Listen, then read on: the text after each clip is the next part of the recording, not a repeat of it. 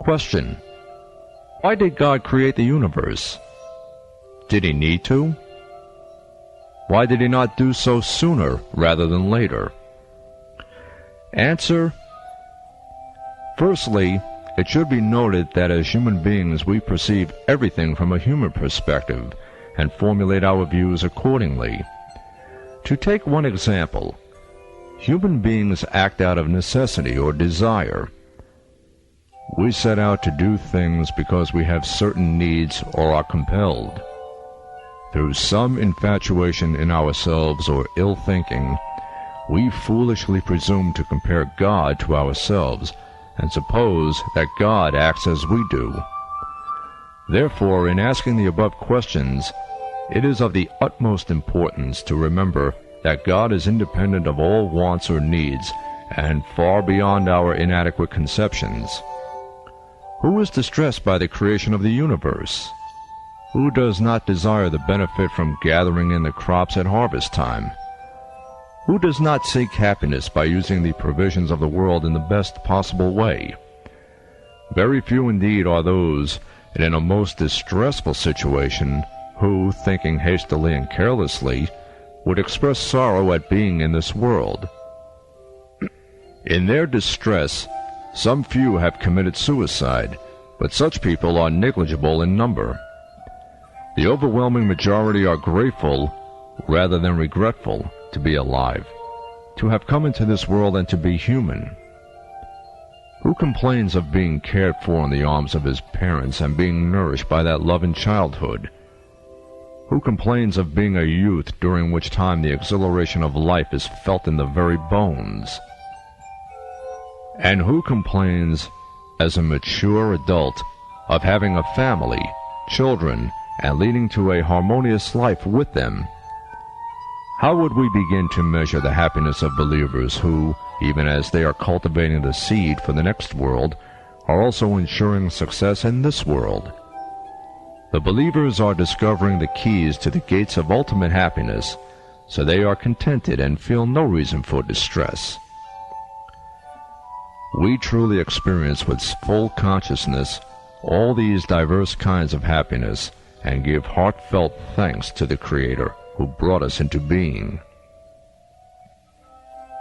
The universe has been ornamented with every sort of art, animate and inanimate, in every scale. It is like an endless parade or exhibition of works of art designed to attract all people and cause them to reflect. Beauty of landscape, its extraordinary diversity and magnificent adornment, the sheer abundance and flow of events constitute a reality definite and present to our senses and minds. The reality argues the existence of an agent who brings it into being. Through the reality of his works and deeds, we come to know the doer, and so his name or names. Through these names, manifested in objects and beings, we try to know his attributes. Through the channels and prayers opened to our hearts we yearn. We strive to know him in himself. Exalted is he. This raising up of our being is inspired across a wide domain of reality. Things, events, the vast realm of man's stewardship in the universe, the relation or connection between man and the universe, and the realm of God's names and attributes. Now, let's try to express the Creator's purpose by a simple analogy. Let's think of an expert craftsman or artist. Say that this artist is an extraordinary sculptor who, with a few strokes of hammer and chisel, can produce lifelike subjects from the hardest stone, expressive of the most delicate feelings. Or a skillful worker in wood who can, as it were, pour his soul into walnut or beech, or bring a piece of ebony to life. Or an excellent painter whose brush strokes can produce the most exquisite combination of colors which stir the beholders with their beauty. And to these kinds of skills we might add many more. It is impossible to know the artist as an artist if he does not show his abilities. Every potentiality wishes to reveal the reality hidden within itself. Seeds strive to sprout, sperms strive to join the egg in the womb, and bubbles floating in the air strive to reach ground as droplets of water. They all endure the effort necessary simply because of the desire to show in reality the potentiality within themselves. The urge to show our potentialities, and thus to be seen and known by others, is in fact an expression of weakness or defect, as all beings and their wishes are merely the shadow of the original essence. However, the skillful Creator is absolutely free from such defects or weaknesses. It must never be forgotten that neither any single nor composite manifestation of the essence is similar to the essence. All artistry which fills the universe informs us of the thousands of the names of God. Each of the names, manifested memorials of the art of creation, illuminates our way and guides us to know the attributes of that being, the one Creator. They stimulate and awaken our hearts by the signs, messages of that hidden Creator present, carried to our senses. The Creator wants to introduce Himself to us thoroughly without leaving anything unclear. Through the variety and beauty of the creation, He wants to show His splendor. Through the magnificent order and harmony in the universe, He wants to show His will and might. And through the fact that He bestows everything upon us, including the secret wishes and desires of our hearts and minds, He wants to show His mercy, compassion, and grace. And He has many more names and attributes through which He wants to make Himself known. In other words, He places objects which He knows in His all-encompassing knowledge into this world in order to manifest His might and will. In this way, by passing all things through the prism of the intellect and understanding of conscious beings, He arouses wonder, admiration, and appreciation in the earthly and heavenly domains. We come now to the second question. Why did He not create the universe sooner rather than later? What do we mean by sooner? If one wishes to say sooner in the period of eternity before the creation of time, then the word sooner has no meaning. Any span of time, whether 100 billion or 1,000 billion years, has no meaning in relation to eternity. Time cannot be conceived within the span of eternity. Only God is eternal. His essence and His being are eternal. Eternity cannot pertain to anything or any being except God.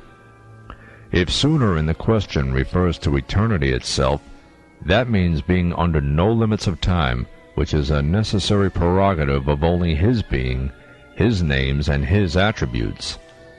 That is to say, God cannot belong to anything else but Himself, and eternity is not true of anything except Himself.